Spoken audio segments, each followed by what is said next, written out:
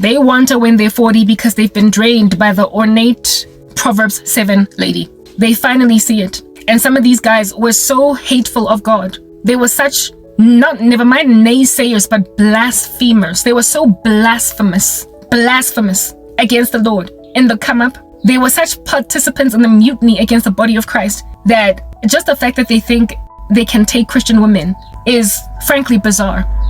They're not necessarily thirsty nor hungry for Jesus Christ. They are thirsty and hungry for peace. Men eventually wake up, who are in the world, they eventually wake up to the woman of folly's folly. They see it, Mara. It comes late, and it comes often at the peril, and heinous one at that, of women that have been passed up this entire time. They try to go back to women that they passed up. And some of them that will want to try and come back are just like Segofazo that I described earlier. Out here trying to sleep with the girlfriend of his boy. Like, this person is still in the life of your ex. He is still in the life, like proper. He is the cousin of your ex. He is one of your boys, your ex's boys. And they're still hanging out. There's friends on, they are friends, they follow each other on Instagram, friends on Facebook. Check up on one another's lives, and when they bump into each other at the mall, yo boy, unjani, sharp, car, chest bar, all that jazz. No bad blood between them, but he wants you. Men are like that, yo. Like, ain't no boundaries. He wants to bring you around these boys. There's actually even a scene of that nature in there, like, just to show you that this thing is so resonant and so true of men that it's even getting it even gets covered. In entertainment. It happens in the movie Love Jones, where it is that Nia Long has this like friend of Lawrence Tate, her ex-boyfriend, literally take on a date and ask her out and pursue her and everything. And you will see in the movie, when if you watch Love Jones, you will be like to yourself, Nia, you're dumb, girl. You should not be dating your boy's ex, like not even your boy's friend. Even when he's your ex, you don't go on a date with him. And this dude brought Nia Long to a party where Lawrence Tate was at as his girl, and all of the friends were like, boy, how could you do something like that? But the thing for me is the woman is the one that has to exercise discretion in this regard. You can't let yourself get shellaed by your ex's anything. You can't. You literally cannot. But that is a strategy that is coming to women in the body of Christ. I gotta go charge my phone. Yeah, so okay, I've charged my phone. I forgot how I feel it's a guy. But I was basically just talking about how it is that there's like a total risk now facing God-fearing women of not even so much even ex-boyfriends coming back, but men that are inappropriate to be with, trying to rock up. The thing that motivates them to want to come into our lives is the observation of godliness. They're not necessarily interested in Jesus Christ. They just want the benefits of Jesus Christ, that which keeps people in a bunch, that which keeps us pious, that which keeps us consecrated. That's what they're after, because it has borne fruit. There is emptiness in their lives as a result of having pursued dead things. And the immoral woman is a snare. Her feet go down to death. She is a horrific snare to any man that she meets. Some of these women, however, that are a snare to these men, causing them to now want to come and make our lives a living nightmare, were inducted into the occult by these men. They were made evil by these men. God describes them as Medusa. Medusa is this woman that was done dirty by men starting out. She's like within a group of Gorgon ladies. They've got snakes for hair. It's a mythical story character, right? It's not based on anything of truth, but it's a nice metaphor to be used enough for God to even describe them. Medusa was a coy, dainty woman that got hurt by men. All right, quite a few of them. I believe they might have sexually harassed her or whatever, and as a result of that, she then turned hostile, and every time a man looks at her, he then gets turned into a stone. Every time a man looks into her eyes, he gets turned into a stone. The root cause was mistreatment by men, all right? And the outcome is now men dying as a result of her. Her feet go down to death, but there is a root cause of some past hurt. The women in question, in particular, were inducted, the ones that these men are trying to leave Christian women for. So it's basically like these men don't want to lie in the beds that they made. They made their bed.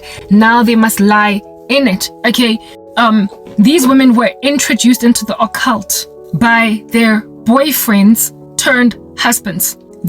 Some of them were trying to pursue Jesus. Some of these women were trying to pursue Jesus, but then their journey to Christ was just stopped, thwarted, blocked halfway, dead break, by either the entry of this man into their lives or this man introducing doctrines of demons and destructive heresies. One of my best friends had that happen to her around the same time that I was interrogating the things of God. She was interrogating the things of God. We were happy to fellowship with each other, and her boyfriend kept taking her to some church, and in this church they used to teach strange things. And I remember even saying to her, where does this guy get his doctrines? Because it's not from the scriptures. He would say stuff like Adam and Eve were not the first people created, or that they were not the only ones on the earth, and that this and that. Like, he had all these doctrines, and I'm like, but based on what, girl? Like, this is sola scriptura. At the end of the day, we are leaning on nothing but the scriptures. She had all these doctrines that she would flail in my direction, and then she finally admitted that she and her man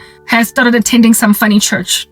This man with whom apparently the two of them were now getting born again, all along they were together, and she made it sound as if both of them are now interested in the things of God. That same man that took this friend of mine to church impregnated her out of wedlock. So it's like, so this church of yours is teaching you that Adam and Eve were not the first people created. However, the same church is not teaching you to stay away from sex before marriage. Why did he put a baby in your stomach? Why did you guys do that? Why is there no... Because she was convicted of sexual sin when she and I were having a conversation in my car, and yet she went and had a baby with a guy that apparently is also interested in her newfound spirituality.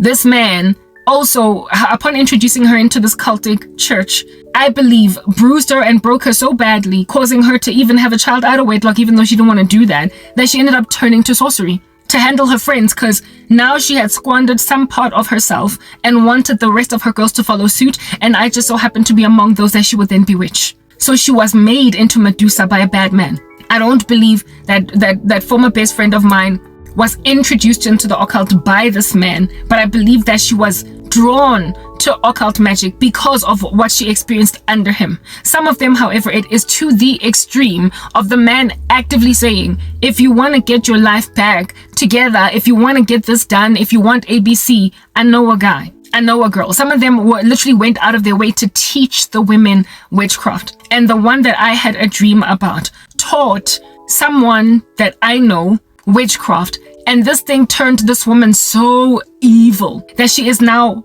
never mind the bane of my existence, but the bane of the existences of many other people. She is now like a local witch. She's now like a neighborhood menace, and she would never have dabbled in the stuff if her man did not first take her to someone that he knew. And this same man, from what the Lord is showing me, is looking at me some kind of way on YouTube, and he is saying stuff like, things are not supposed to be like this. Look, I will not write this man off altogether and say that he is just heinous and comprehensively to the very nth degree just evil in the way that he is looking at me or thinking of me. He is a man that is sitting in a great deal of regret. It's like he made a bed that he doesn't want to lie in. He recognizes the folly of what he did. He wishes he had not done it, because the outcomes that now today are facing everybody are just so heinous to him that he doesn't know what to do, and he has gone on right ahead to allow himself to develop feelings for a person that he cannot be with. The first time I saw the crush that this guy has on me, I completely ignored it and didn't even share it because it was literally that taboo. It was that taboo. In the one dream, I was just kind of hovering around in his environment. He then stopped me and kissed me on my mouth and then walked away. You could see that there was apprehension in the fact that he kissed me because he knew that he wasn't supposed to, because he was a married man, and if like his feelings for me were inappropriate, it would be like a father having a crush on his own girl child. Like, that's just how too close to home this guy is. Like, no, it can never happen. It can absolutely never happen. And for him to have a crush on me is frankly taboo. It's like extremely taboo, given the connections that we have to each other and to the spouse, his spouse. It's like something that is too taboo. But why did he even develop feelings for me? It's because he allowed himself to bask outside of a Christian woman's life for years, watching what God does in his daughters while being married to Medusa. And the diametric opposition of way of being between his Medusa wife and me has caused him so much regret. It has made him labor on what could have been. There is another woman that he was interested in prior to him marrying his Medusa wife. That he is like, maybe if I had left this woman if I had left my wife, my eventual wife for this woman, I wouldn't be in this situation. I wouldn't be feeling this way. I wouldn't be feeling so much regret. Understand also that the Medusa woman that he married, the woman that is now his wife, made him marry her. So this man introduces this woman to witchcraft. She was out on a limb, having a hard time in life with stuff. And this man was like, have you considered ABC? She then tries it and then becomes worse than him at it. It's like she became twice the daughter of hell that he was. He was into occult magic, but she had an addictive personality. And so she took it literally too far. She got so deeply involved in it that he now today regrets that he ever introduced her to witchcraft. The thing that he is looking at is my life. And he is aware that his wife has participated severely and heinously in the mutiny against me. And his wife keeps on going back to the drawing board where I am concerned. And he looks at my life and how everybody is living around me and is like, but it shouldn't be like this. Like, to him, it's like witchcraft should not be so destructive. It should not so shatter structures, families, friends to such an nth degree that there is no recognizability anymore of what used to be. Like, nobody is the same anymore because of this. And to him, it's like basically just wanting your bread buttered on both sides. He wanted to control just how much destruction can effect, that he might be able to have a normal life while, however, controlling everybody around him. It, however, produced so much calamity that he now regrets ever introducing this now seriously obsessed and addicted to witchcraft wife to it. And the ironic thing about it all is that thanks to his introduction of her, thanks to his introducing to her of sorcery, she then got frustrated when they were dating with how long he was taking to propose marriage, and then went to go and consult a sangoma to hurry him along. So essentially, his wife jujued him to make him marry her. He was already uncertain about her way before they got married. He wasn't sure. He wanted to finish this thing. He was interested in other people on numerous times throughout the course of their relationship, largely because of her. Because even before being involved in sorcery, she was kind of a wayward woman. She was always a little bit of a Jezebel. Okay? She was always a little bit of a Jezebel. However, he stuck around with that Jezebelian structure because he loved it. But he got to a point of severe apprehension to stay, enough to not marry. You know, he had so much apprehension from marrying her that he lingered in Sebajola for years. And this same man who introduced this woman to witchcraft then got bewitched by the wife, by the girlfriend at the time, who then became a wife. He was unsure as to whether he wants to marry her. And then next thing, he decided that he's going to do it. And that was an invested decision. He was jujued by the very woman he introduced to juju. He was bewitched by the very woman he introduced to witchcraft. So basically, he shot himself with his own gun. He's like a drug dealer that smokes his own drugs and then dies from a drug overdose. You don't smoke your own supply, but that dude smoked his own supply and is now dying from it. Many of these men that are in this bunch, this situation, either introduced their women to witchcraft or led them to it by simply messing up so badly that these women would do it. The friend of mine was introduced into a cult by this dude, a cultic church, and he in and of himself was busy with sorcery, and the outcomes of her life as a result of this manipulation then made her a witch. She became a Gorgon because of him. But you see, later on, they hate that they're dealing with a Gorgon, because the thing about a Gorgon, the thing about Medusa, is that when you look into her eyes as a man, you get turned into a stone. So these men are hardened, their feet go down to death. They know they are empty. There's a lot lacking. They are missing true family, that which is truly important in this world. Abenayo, Gabanda, and everything is a facade. They're faking. Their lives are a big fat chunky facade. So they long for meaning.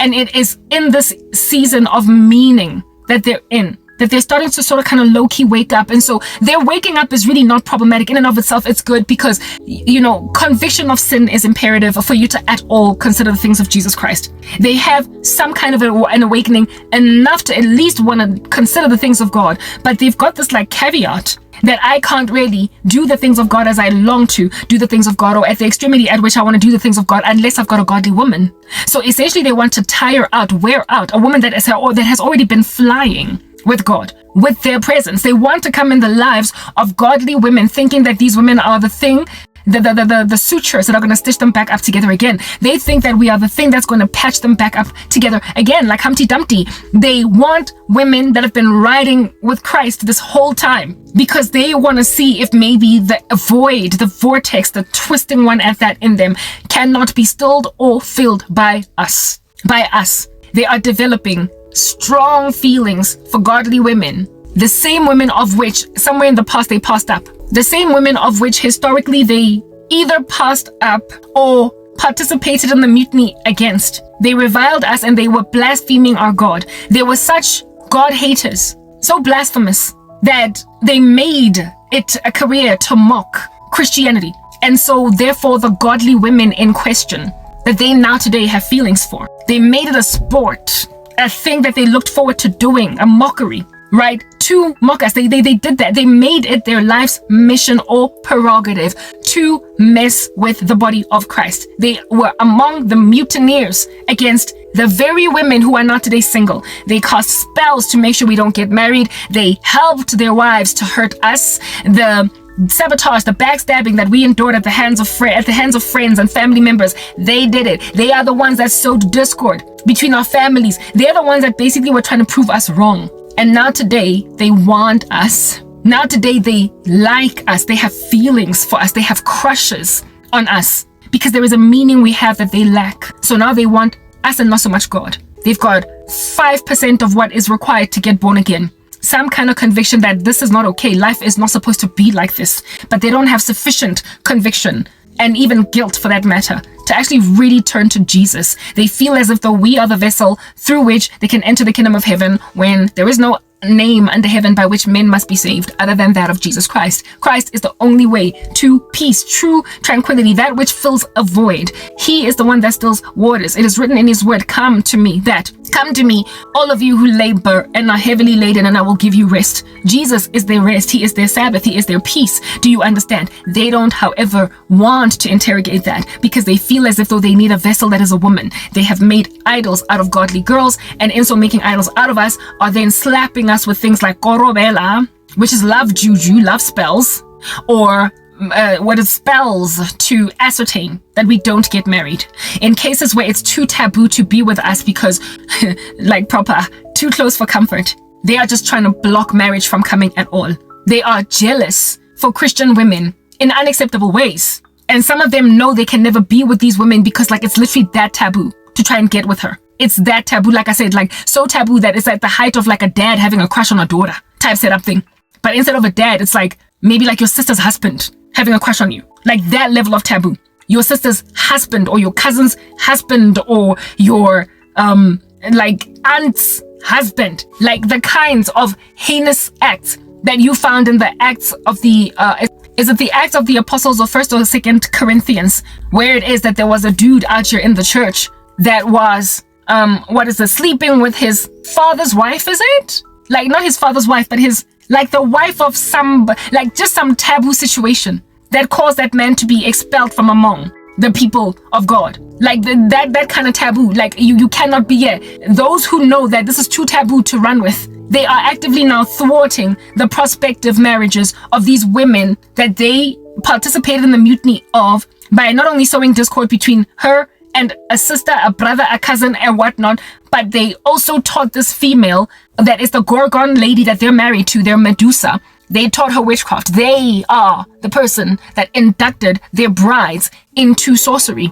And now they want to divorce these women for godly girls, and where it's too taboo for them to end up with these godly women, they are blocking their marriages. They're blocking, they low-key kind of like, coveting a woman, desiring her from a distance, knowing you can't be with her, but then making sure that nobody else can ever be with her. Like, it's bad enough I am being pursued by the sorcery of like ex-boyfriends that are jealous for me being with any other guy, or strangers that I passed up. But when it's someone where it is that it's absolutely impossible for us to be together, it would be too taboo, too like, which is the family would be in disarray. Do you understand? They are low-key in a corner, covetous of whoever would be this woman's husband, enough to literally try and block that from happening. There is a whole epidemic of this nature spurring up, rising up from the ground, rearing its ugly head with fangs and everything, literally creeping up the skirts of Christian women and inappropriate men to be with. I'm talking sisters, husbands, cousins, husbands, brother, like, guys, I am speaking boyfriend, ex-boyfriends, near and dear present best friend, like trying to come into the life of ex Yalomuntu because they've been watching the life of this person. They're the ones that broke up that relationship. Like proper, like having one of your boys' very best, your ex-boyfriend's very best friends break you up, so discord between the two of y'all, and then 10 years later, him seeing as goodly 10 years young, seeing as 10 years has progressed, can I not then try and see if I can be with Karabo? I mean, after all, 10 years have progressed at the peril of Karabo's reputation. Let me charge my phone again. Okie dokie, my phone is plugged into a charger at the back over there, so we should be good. And there's nobody in Lini, so I don't have any distractions. Yeah, guys, what is this? This is like a whole total thing. So basically, men that introduced women to the occult or who led them astray because of what under heaven it is that they're doing are now super intrigued at the prospect of coming into the lives of godly girls. And it is problematic because, one, they're not actually really truly interested in God, and secondly, it is not our prerogative as women to lead, and thirdly, it is taboo for us to be with them based on history alone. They do feel very bad though. They feel very guilty. The one thing that I got from the dream that God gave me was that all is not as psychopathic, for lack of a better word, as it seems. They essentially, they're like R. Kelly. They wish they could turn back the hands of time. They wish they could do things differently. They wish they had not introduced women to witchcraft. They wish they also had not manipulated women's life with witchcraft. Essentially, okay, so God gave men the leadership, right, prerogative to lead. He gave them headship over society. And when societies calamitize and fall apart, there is an inherent knowing, an inherent understanding inside them. It's almost primal that they did it, that they are the reason why everything fell apart. They comprehend what part they played in the mutiny against women, the indiscretion that women walk in, and the indiscretion that children walk in. They low-key kind of understand that they got everything to do with it. They failed abysmally at being leaders, and as a result, women were led astray. Many of these men are the cause of the creation of the Jezebelian issue. They are at the root cause of why their women went awry. They want to take responsibility for that. They, however, don't know where to start. And unfortunately for them, they think that where it is that they are going to start to take responsibility for the folly of women is in leaving the present women of folly and starting again from scratch. It's like burning down a house by mistake. And instead of admitting that you burned down the house, trying to build another one next door while the one next door is still burning. Yeah, that's kind of what's going on. Yes, thank you. Exactly. They destroyed families. They destroyed society. They know they did it. They know they're the reason their wives went awry. They know they're the reason many women went awry. They know they're the reason why women even stabbed each other in the back. They know. And instead of facing the music where they're at and patching up where they're at, bringing a fire hose to snuff out the flame, the fire, the inferno, where they're at, they're trying to move and leave people burning in a house, leave children burning in a house, and a wife, and go where it is that somebody has always just had fireproof structures up. They want to come now and marry us. They want to come and marry godly women and start again to be better this time. They want to lead better this time. Mara, by tarnishing our reputations. These people that want to rock up know us. Baratseba from Khale. Baratseba from 1994, 2001, 2013. They are not strangers to us. They participated in the mutiny against our lives, and they want to marry us. Amadota that want to make out of us a taboo. They want to come as your ex-boyfriend's best friend and marry you. They want to come as your ex-boyfriend's cousin and marry you. They want to come as your ex-best friend's cousin and marry, not ex-best friend's cousin, sorry, but as your ex-best friend's husband and marry you. They want to come as your cousin's husband and marry, proper like divorcing a cousin yako and then marrying you. They want to go and divorce your sister and marry you. It's literally that taboo. Bafuna ugukosa ihomreka in such a prolific capacity out of a woman that's been waiting on God for a husband for 10 years, 15 years. They want to come and make a home wrecker at that height out of God's daughters. Women that are in their 30s and 40s still waiting on God for husbands. Bafuna ukungena empilweni zethu, guys, and marry us, making us itabu ezothatha umyeni we cousin, we sisters, we auntie, like proper, like taking an auntie's husband, like y'all. It's so taboo. Like they are. It's at that's like literally it's at that level. I started this message speaking about that random dude Utehofatso. I gave him the name Tehofatso. Utehofatso, that was Tay's boy. Tehofatso, that was Tay's boy. Tay of which was my boyfriend.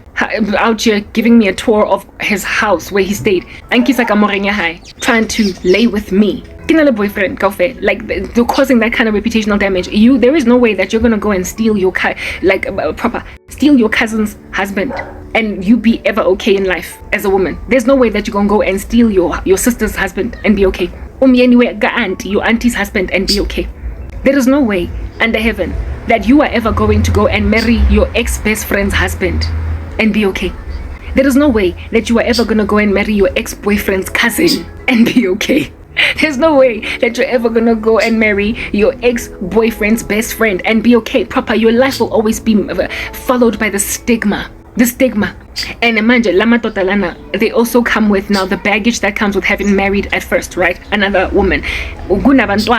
So manje, like in the case, for instance, in like your auntie's husband. I mean, the kids of your aunt, what are they to you? They are like second cousins, I guess. So manje, what then are going to be your children and the children of, yeah, you get my point. Well, what are going to be the children of you and your auntie's ex-husband's kids? They will be family. They're not in-laws, but they are in-laws. What are they? It's not even incest, because it's not like the guy was a member of your family, got blood. No, he's the one that married into the family. The aunt is the one that is related to you. So there is no true relation but for the fact that he's an in-law. So what in the world does that? Yo, I don't even want to calculate this stuff. When you go with your jonja, umyeniga sisters, orga auntie, orga kasi, what, yeah, you're gonna frequent those circles. The ones that are most taboo are the ones that are proper, like a cousin, got ex-boyfriend. So you were with the ex 15 years ago, and now you're with his cousin. So now you gotta have a different mamazala. There was a woman that used to call you Makoti, future Makoti. Hey, Karabo mtanam, my future Makoti. And now his aunt instead of his mom, is calling you Makoti. You will never be okay. Even if Mebatanda at the time when you were together with that guy, just by mere virtue of the fact that now so funuk chata cousin. It's like, girl, is there nothing in you that is uncomfortable in Dabayokuti? Ex-boyfriend yako is a cousin ga your fiance.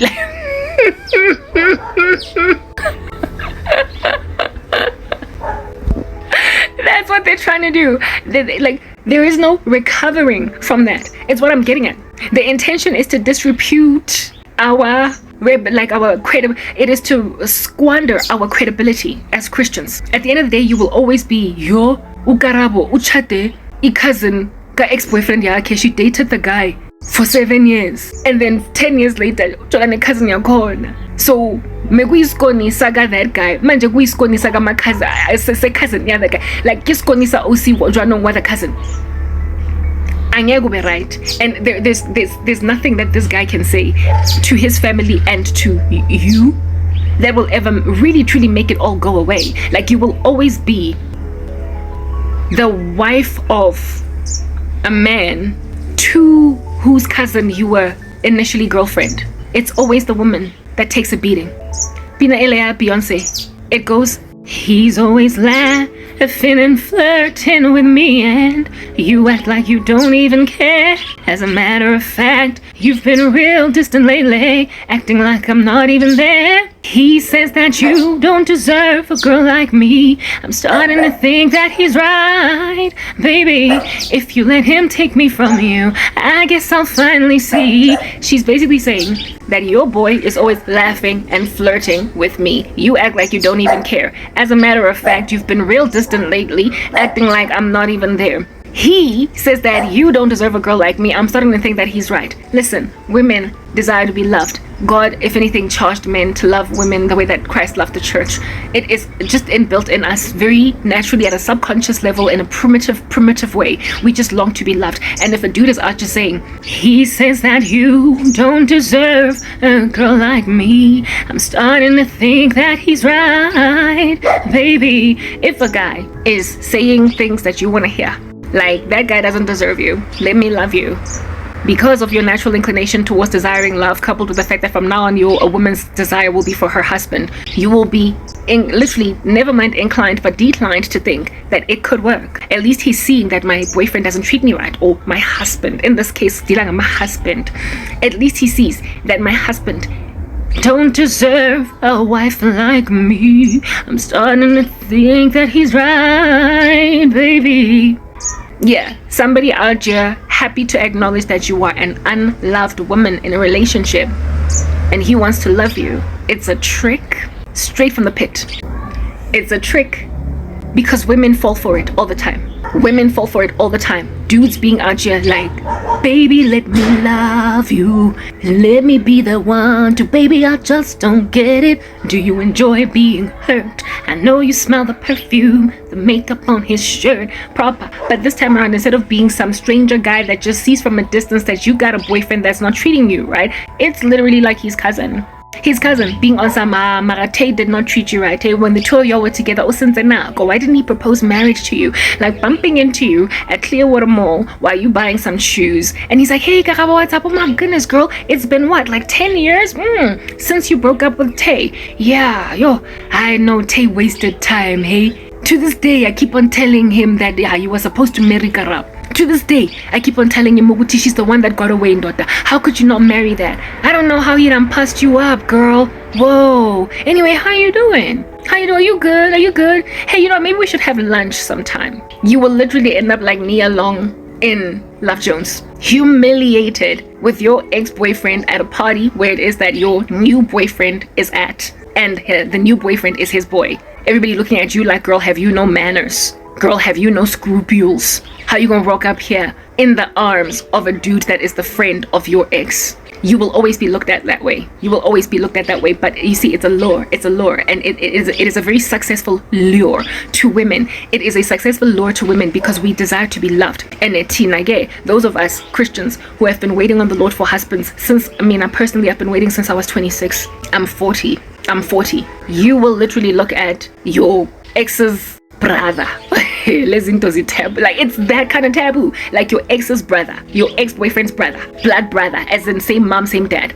Be like, Karabo, I just don't get it. Did you enjoy being hurt? I know you smelled the perfume, the makeup on his shirt. He wasted 10 years of your life. How long did you date? Bad as you are, you stuck around. I just don't know why. This guy will be out just singing you that as a ballad. And you will be like, yeah, he did waste my time. And look at all these years down the line, I'm still single. And then he'll be like, Futinyazi, I can tell, Uti, he's put spells on you. He never really was able to get over you. And because you wouldn't get back together with him, that's why you're still single today.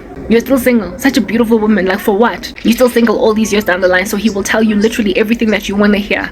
And you out here thinking, he's single, or he's newly divorced, or he's whatever, and grab all that baggage. Never mind the baggage, but the reputational damage, and think that it could work. No, it can't. It can't. It can't. It cannot. Ubudi. Same mom, same dad. So it's still the same Skoni, and it is still the same Makoti, but this time to a different son. Guys. Same Makoti, different son.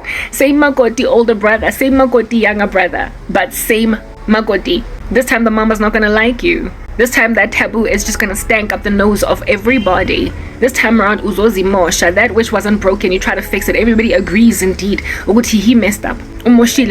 He messed up, he lost a good girl, you are the one who got away. But on the day you decide to marry his brother, or on the day you decide to marry his cousin, on the day you decide to marry his best friend, all that flies out the window. Your good girl status will not matter. It's not gonna matter. The fact that you waited on Christ for a husband for 10 years is not gonna matter.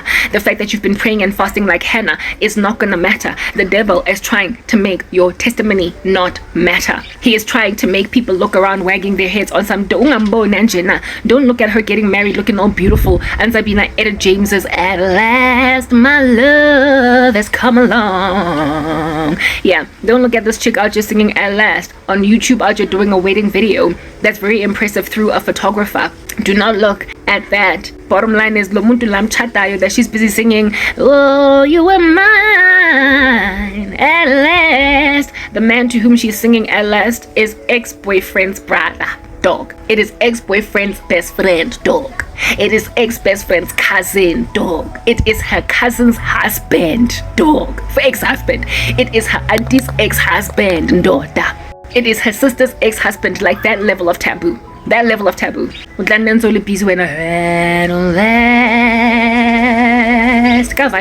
my love has come along. My lonely days are over, and life is like a song. Oh yeah.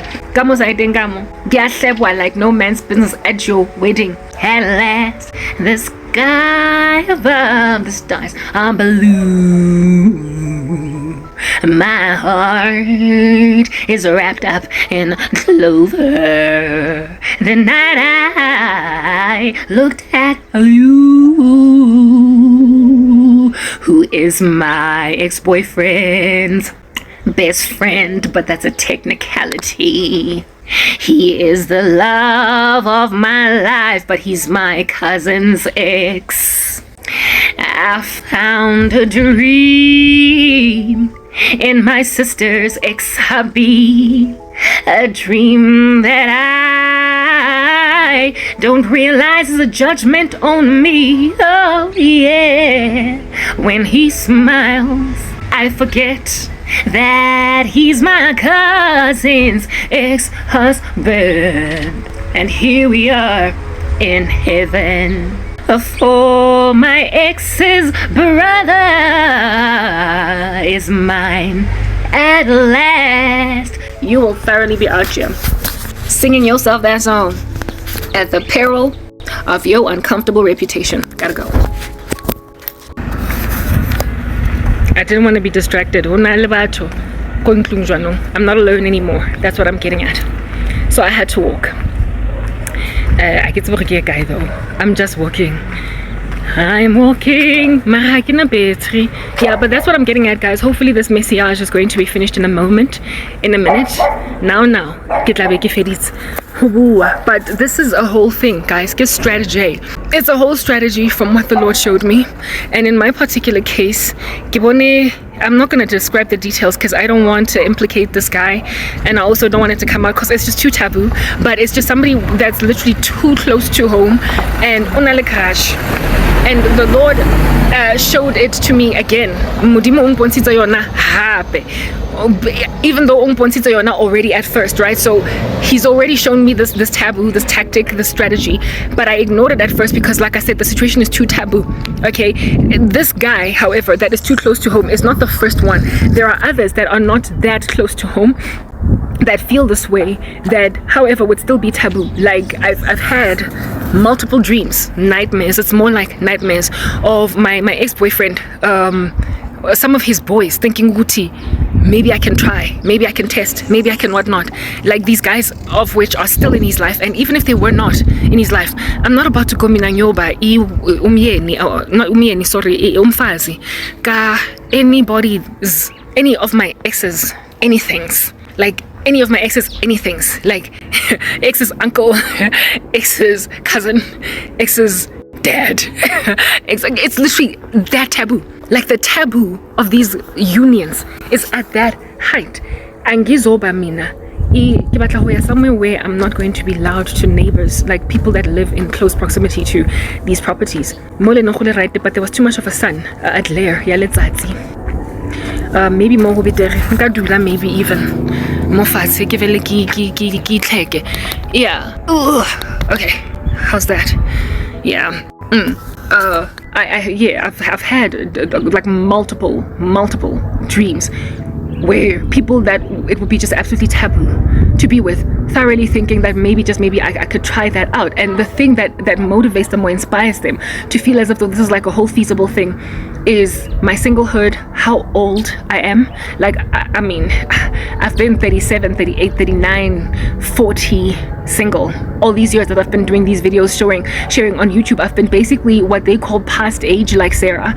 Too old to still have, you know, ama standards or ama options. Bafila ngathi angina ama options ngoba sengimdala. But even if I were to be like super duper old, Ilanka was super duper old, like as in cracking, like everything just pendulous, everything on the floor being dragged, the way that Gisinkankatengi from youth, like aging, like overnight. You still don't date your ex's dad, like you still don't date your ex's brother, you still don't date your ex's cousin. Like if I am so old that I am dragging my cheeks on the floor, what would be feasible to settle for, if you will insist to settle for, is some dude or divorcing. Mara how you've never met, or you met him in the office and he's like got 2, 3, 4, 5 kids and an ex-wife that's always all up in his grill. That is a kind of settling that might not win you a horrible reputation, but you don't go out there and date your ex's daddy. Like what in the world? Your ex's cousin. Like what in the world? Like there are certain things that just are like too much, and from what it is that God is showing me, there are entire like strategies. Do you understand what I'm saying? Hello. There are entire strategies to wed God's daughters off to dudes that are that level of taboo, like that level of crazy, like that level of Karabo. Like you go out, you have people be looking at you like, we understand ukuthi uzwe ubuhlungu, impilo yakhe isiyere. The carpet was ripped from underneath her feet, mara hayi kangaka. You will never recover. It's a whole strategy. And like I said, the thing that is causing these men to want to go out like that is a severity of guilt. It is guilt, okay? They do feel bad. They really do feel bad for what they did. They realize that they tarnished that which God gave them to rather build. They now want to be stellar citizens, members of society that are respectable and that have rightly stewarded what it is that God gave them to steward. They essentially want to do what God wanted them to do all along, but they want to start from scratch with our unfortunate souls. They want to start from scratch with us. They want to come into the lives of God-fearing women. Well, homes that they burned, there is an inferno in the background, ravenous plumes of smoke in the sky, and they just want to abandon that. They don't even want to bring an extinguisher, a fire hose, nothing. They don't want to bring a fire hose or an extinguisher, nothing. They just want to be like, Askisi, like, I'm sorry that that the house is burning. I really do apologize that the house is burning. I was a fool. I burned a house. I did a wrong thing. I broke a woman until she became a witch. I created Medusa. Kodwa the damage is done. It's too extreme. Angizolungisa mina lana. How impossible. How do I turn back the hands of time? I can't. All right. I am a magician, but clearly magic cannot turn back the hands of time. So what I'm gonna do is basically start again from scratch. The women that I passed up when I was 27, 26, 25, 22, because they were just these goody two-shoes that didn't want to have sex outside of marriage. They were always talking about God. Hey, okay, so their godliness has paid off. But now, even though they were really great women, they are passed up at 40, passed up at 45, passed up by 35. They are single at ages that most people are telling them, hi girl, just give up. I'm your tata divorcee. I'm your tata guy with 5 kids. Go and make a blended family somewhere. The whole world is literally yelling at single women in their 30s and 40s and beyond. They are yelling at us to settle. They're yelling at us to settle. And because the world is yelling at us to settle or else, these guys are like, I'm happy to love you, but they are so taboo that they are even worse than, like I said, the divorcee with the 5 kids and the yapping ex-wife. They are your ex's whole uncle, apelele. They are your ex's whole cousin, apelele. Your ex's best friend. They are your sister's husband. They are your cousin's husband. And he wants to leave her for you. It's just really ridiculous. And the intention is to decimate our reputations. That's what the devil is trying to do. Lamadoda thoroughly think ukuthi if feasible lento bafuna ukuyenza basenze. They acknowledge basenze, so at least they've got that right. Like I said, they are 5% into the redemption journey. They have got more of a preparedness, to admit that they were wrong than they were before. So we've made some traction. We've made headway. In that at least by admit ukuthi ba wrong, ba moshile. They did. They know now that they are responsible for calamitizing the female population, the children population, the earth essentially at large is dying because la madoda bayenze in nonsense. They at least are at that place. They are at a minimum at that place. And for that we will be grateful, because it at least also means they're going to stop burning fires in people's properties that did not have it coming. At least they now have a desire, a real, like in the dream that I had last night, the one guy saw me walking around in society naked. I wasn't naked. Don't even understand what that was about. Essentially, he believes that me sharing my testimony so openly on YouTube is like the tantamount of walking around naked. No, it is not walking around naked. I'm sharing my witness, and on top of that, my nakedness, even if it was there, it's only because the covering that I'm supposed to have for a man is absent. Why? Due to men like those. Men that saw it fit to take away my hubby. Okay? And I'm actually walking around kapenti and kwai and some skipper. And he follows me around on some Karabo. Why are you wearing just your underwear? Where's the clothes, right? And in front of me, mopilaka strewn all over with clothes, like diaparo that I could wear, like the jean, like jeans and skirts and whatnot, right? And they were right there in front of me, and yet somehow I was stuck and I couldn't take them and wear them. And he sat next to me and he was like, what can I do for you? What can I do? What can I do? I was like, hand me those shorts so I can wear them then, right? And then he hands me the shorts and I wear the shorts, all right? And so I'm less naked than before. And then he just kind of sat around there and he kept on shuffling closer and closer to me, to a point where once he was like super close to me, all of a sudden welled up in my heart were all these strong romantic feelings for him. And the dream essentially ended with me feeling very strongly about him. And I mean, the way that this guy, it would be so taboo if I were to end up with him. In my dream, that also came off on some, we can't be thinking this way about each other. There's no way we can't be together. I was thoroughly considering it because he was out here helping me wear clothes when I was naked. The way that a man would indeed come and be a covering to a woman. You know what I mean? But like, this dude was not for me to take in that way. But I was considering him. But in the dream, the taboo was also poignant. It was there. That was the last night dream. I've had a dream in the past, maybe the past like month, where it is that the guy was there, right? He kissed me on the lip. I already told you you about that particular dream, right? He kissed me on the lip and then sort of kind of backed off because it was like it's always taboo in the dreams. Yet the dude unale crash, and finally I decided to acknowledge what it is that I'm seeing in this dream. And I'm like, God, okay, obviously you want me to talk about this, but how do I even begin to raise that somebody very taboo has feelings for me? Like, how in the world do I even begin to raise that thing? And that's when the Lord was like, this here is not your problem only. There is a pursuit on my daughters by men that are absolutely inappropriate to be in their lives.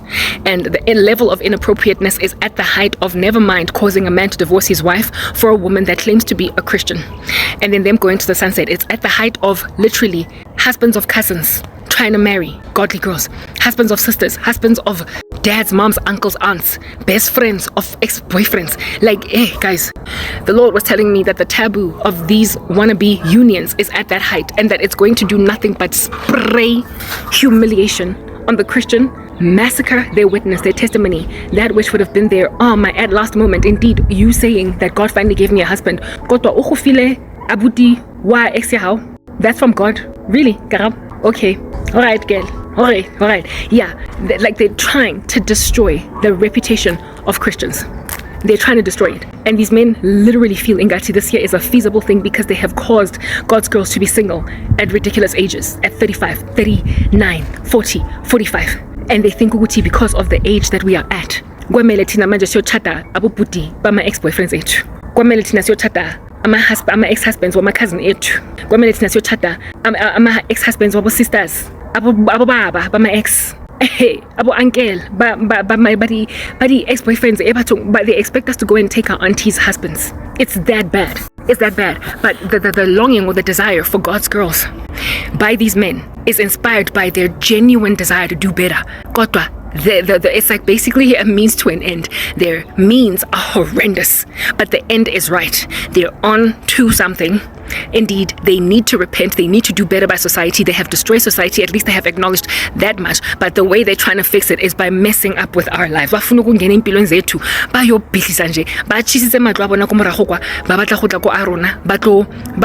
time around, burn a fire in a fireplace instead of right in the open air.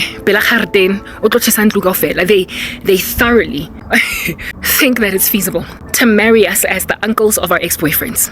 That's literally what's going on right now. So I am trying to warn you ladies, be careful of the dude that's gonna rock up on some baby. I just don't get it. Do you enjoy being hurt? I know you smell the perfume, the makeup on his shirt, like a man that's going to actually understand your plight of being passed up and treated like trash by some exes, bewitched by exes that have insisted ukuthi our chati and all that jazz. Yeah, be careful of embracing men that will understand where you're coming from, offer you a hand of help, put some garments on your nakedness. However, when you look at him, he is your ex best friend's husband. Yeah, when you look at this dude, he is your ex-boyfriend's best friend. He is your uncle. He is your aunt by mere virtue of the fact that he married your auntie. He's your uncle because he's married to your auntie. Yeah, that's what these men are. They're not related to you, so it's not incest, but it might as well be. It's not incest, but it might as well be, like, because of just how close to comfort it is. It's gonna come, and because of how much you've been parched of affection, how much you've been parched of love, how much you've been longing for a husband. Hope fulfilled makes the heart sick. So hope deferred makes the heart sick, but a longing fulfilled is a tree of life. Because of your hope being deferred, these words are going to come as salve to your open wounds. They're going to be healing. It's going to spark feelings in you. For them, it's literally going to essentially prosper to light some kind of a flame in your heart. But do not hearken to it. Like, put it out. Like, snuff it out as soon as, like, proper. Just see it for what it was. Like, back in the day when I was dating my ex-boyfriend Ute, and his boy Tsehofats was all up in my grill trying to take me to his bedroom. Then I didn't have a lot of hurt. I was not broken. I was not crushed. Plus, I was 18 and highly sought after all across these streets of South Africa, of Johannesburg. Do you understand? And now I'm 40 and I am abandoned. I'm neglected. Therefore, the response to such pursuits of your person like that, these creepy hands all up in your grill, is that much more a feasibility now. Now that you have been parched of affection, and seeing as a woman's desire will be for her husband, seeing as we long so much for the affection of men, now the risk is real that you could actually consider it viable to date Tshegofatso with your boyfriend Tay not being home. It is entirely feasible because they are going to appeal to your love thirst. The fact that right now you are in a Hunger Games arena of affection and you are older and unmarried, and so properly odloshelwa ke uncle yeah, but like it's not really your uncle because he's not really blood family. The person here whose blood is your aunt. You will thoroughly consider it a feasible thing when your uncle divorces your auntie, and then you will start to think things like but like he's not really blood, and literally let yourself be that taboo in the family as a God-fearing woman. You will have your reputation squandered, Wankutwa. You will end up hanging out nabangani be ex-boyfriend yako, but this time around from a vantage point where you're somebody else's girl. Otlabe olema kwapheni jwanong wa his ex-boy, his boy. And it's going to be weird and taboo. He will be avoidant of you, of course, and you will forever be regarded as a harlot in certain circles. You will. What I'm trying to explain, guys, is that you are not going to recover from that. Women, you are not going to recover. They are appealing to your love thirst, your love hunger. Do not hearken to it. You will not recover. All I can counsel you right now is hunker down. When your uncle is pursuing you, that's not really your uncle. When your cousin that's pursuing you, who's not really your cousin because he's your cousin's husband, so your cousin-in-law, when your ex's brother bumps into you at the mall, when your ex's brother bumps into you at the mall and starts to speak sweet nothings into your ear, see it for what it is. Literally put yourself in the shoes of an 18-year-old girl that has many options and realize that lo muntu uyafoster. Just as mina, I thought ukuthi I was 18 and highly sought after and in love with somebody else. Think of it that way. You're in love with Jesus and you are waiting on him for that which is fit for purpose for you. And when this thing comes, recognize it as the taboo that it is, and how it is that as inappropriate as it is, it's going to mess with your reputation. You waited on God. You are not about to go and be regarded as a harlot. When you've been celibate, Mina personally, 13 years, you've been celibate for 10 years, 5, you've been celibate for 7 years, and you are going to be looked at ingati when you are the village bicycle, ingati, hauna maitseo, you have no scruples. It's what they want, it's what they desire. That's how men are wired. They think more about their own rapacity, their greed, satiate their own sensations without thinking about the potential calamitizing effects of your ecosystem around when you are with them. And they don't get given grief. They don't get given grief the way that you do as a woman. So look out for yourself. That's what I'm getting at. The man here is the one that is going to keep on getting greeted. Hey boy, unjani, no grand. While the guys are going to be looking at you and some hello Karabo. Yeah, because we're not busy to ex best friend. Yeah, ex yahow. He will still be friends with his ex, with his best friend. He will still be out your chest bumping his best friend, and they will all look at you like, yo, I know you were celibate for 13 years, you want to get 13 years, they're going to look at you like you're a whore. Don't do it. It's coming. So I'm trying to warn Christian women to avoid this kind of pursuit. My battery died while I was finishing the last message, but it's okay, I'm done anyway. Yeah, moral of the story, guys, expect it, like this situation, this circuit, not it's here. I've experienced it from multiple angles already, where I've seen Korobela curses coming at me from friends of my ex-boyfriend, all different kinds of weird stuff. Okay, it's already here. It's not even coming. When Wi-Fi is on, the battery dies even faster. Yeah, I've seen it. Mara, this is the first time I've ever seen it coming at the proximity that I saw in my dream, and I'm finally covering it. Not that I would ever capitulate, because like, no, it's just wrong. But like I said, they're gonna appeal to the fact that you've been parched of affection for years. You've been struggling, you've been getting persecuted, you have had the rug pulled from underneath your feet. You've been hurt, you've been betrayed, backstabbed, the whole nine. They are gonna sing you ballads like they are Velapi. Take me in your arms, I promise to be true.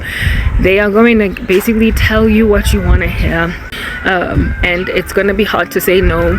I personally have got a love language that is words of affirmation, so you can imagine how it must have felt for me to 4 years not have anybody affirming me. And so when somebody walks up and tells me beautiful things and confirms that which I've been sorrowfully complaining about, saying that look, they've done you dirty and you deserve to be loved, that's the kind of stuff that can give you feelings for a man. Don't fall for it. Women, do not let your wounded state make you prepare to embrace the dressing of your wounds by your auntie's ex-husband. That's all I'm getting at. You don't want to be that taboo. You don't. It's going to decimate your witness as a Christian. It's going to make you lack credibility, and you are never going to be given the respect that you deserve. You are never going to be given the respect that you deserve. And given how long you would have waited on Christ for answered prayer, it's going to be a travesty that the thing that you finally settled for is your, like I said, like an ex's cousin or something, or worse, your cousin's ex. Ex's cousin or cousin's ex. The one, cousin's ex is even worse because you're the one betraying family instead of them betraying their fam. So just like, look out for it, okay? Like, that's all I'm saying, guys. Like, just look out for this thing. And it's gonna come like a bat out of hell, out of nowhere. I know how it feels. I know how it feels to have somebody that you shouldn't be looking at like that talk to you like somebody that deserves so much more, and then you develop a crush on them. I've had that happen before. Hey guys, I confessed it in one of my videos long ago though, so it's in my old stuff that I've already privatized on YouTube. I spoke about how it is that I literally developed a crush on a friend of my dad's. Okay, I developed a crush on him because he was basically saying to me that don't nobody do that to a woman. You shouldn't be getting treated like this. Nobody should be handling you like this. You know, they should be handling you with kid gloves. You're a beautiful, young, gifted woman that should be getting treated a lot better than this. And I thoroughly, because of the way that this person was consoling me in a time when everybody was just spitting on my shoes, I thoroughly developed a crush on a man that when I was just a toddler, I was out here having a crush on a man that saw me grow up, that called me Nana at some point. Yeah, I had a crush on Ikehla, Elinye Eli Hadnok, that was my dad's friend, and he was a married man. And if at all I had allowed myself to go out like that, hey banna, uhlazo lungaga kubathong bako Yesu. Uhlazo lungaga kubathong bahaye, humiliation engaga on my name. Mina ngizobonwa nje as some chico ngena maitseo. And frankly, everything that came and slapped me silly upside the head, people will say I deserved it. Ngoba vele vele ngikititha ipitsa kholo tsaela batho banna. Like this man pulled his support from me because in and of himself he started looking at me like I was a woman instead of indotagazi that he was helping along. He started hating me, calling him uncle. Initially he was cool with me, and then he started feeling like uncle, because frankly he's a man and I'm a woman, and that's the reason why he even pulled help from me. He was going to give me a job, he was going to set me up, he was helping me as a favor to my dad. What developer a crash, and then started speaking certain things to me, speaking about how I don't deserve to be treated like this. I confess, I had a crush on him. I even spoke about it in my ministry, and the only reason why I developed those feelings was because he was affirming me during a time when nobody else was. If I was not suffering the way that I was suffering, I would never have developed a crush on Ubaba. He was basically like my dad. He was an uncle figure. Do you understand? Never. These feelings come precisely because you are parched of affection. They come into your heart precisely because nobody else is affirming you. They come into your heart precisely because nobody else is looking out for your cause. They come into your heart precisely because I get that's prepared to admit that which is true about your life. Indaba yokuthi you're a travesty, indaba yokuthi uyenzwe bad, dirty, indaba yokuthi bakuzwisa ubuhlungu abantu, indaba yokuthi you don't deserve everything that's going on la empilweni yakho, indaba yokuthi you're bigger than this, you're smart, you are talented and yet overlooked strangely. Uzokamfata lo muntu. And when you gain consolation in a season when nobody's consoling you, you are going to have inhliziyo yakho ivuleke nje ngembali. Do you understand? It's going to blossom like a shoot, like a flower, for somebody that under normal circumstances when you're being validated, under normal circumstances when you're being loved, under normal circumstances when you're being catered to, under normal circumstances when you're being acknowledged, regarded, respected and protected, mengeke lo muntu mbuke like that. You never would have looked at them like that. So it's basically exploitative and opportunistic, this little attempt to go in for the kill. And sometimes these men, it's not necessarily that they're being malicious. They are just trying to satiate their own desires, run with them without exercising self-control, but it is literally at the devastating expense of your reputation. Don't fall for it. Don't take it. Muzalwane that has been celibate for 13 years, guys, and allow yourself to uyontshontsha indoda ye cousin, uyontshontsha indoda ye auntie, uyontshontsha indoda yosisi wakho, or uyojola nomngani why your ex, like, or cousin. You can't let that. You literally, it's going to fall on you. That's what I'm getting at. Where as the woman, everybody that has ever had a bone to pick with you, and everybody that has ever mocked you, that's ever teased you and treated you like you ain't jack, uzoba rightly confirmed in that position. Bazo, they're basically going to heap insults on you. They're going to say, uti no wonder you went through what you went through. They are going to say Karabo when you've never been that girl. How do you type it? Even your friend, boyfriend, let alone your aunt, your husband. So do not allow the coddling of your broken heart by a man of sorts to make you see it as a viable thing to now all of a sudden be his wife. Don't allow yourself to be the thing to launder their dirty clothes. Let them run to God, because they are at least broken enough to admit that bamoshile. Kota bafuna ukuyodla, babatla go lotlhakola di garments tsa lona ka matsogo a gago, babatla go tlhatswa go suga diaparo tsa bona ka matsogo a gago. God is the one that launders impahla zethu mazimdaga, guys, not us. We come to him when we are heavily laden and laboring, and then he gives us rest. We are not to try and take on the status of Messiah. These men are trying to make you their laundromat instead of Christ. You must reject them until they run to the one that they truly need, because they are 5 seconds away from redemption, but they will never go the full mile. They will never run the full mile to actually truly grasp the pearl of great price unless you reject them.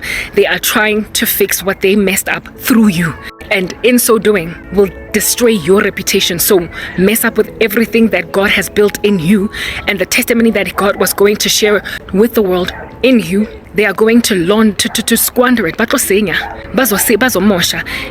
not the intention of Mosha. They just want to titivate their taste buds, satiate their hunger, but they don't realize Uguti is of God. They are hungry for the love of God, but when you emanate it, you have the love of God in you, and they are therefore idolizing uthando lakaSomandla in you instead of going to actually the source of that love. So don't let yourself be comforted to a point of making a stupid decision by a man that rightly is guilty for his bad deeds but is trying to fix the situation.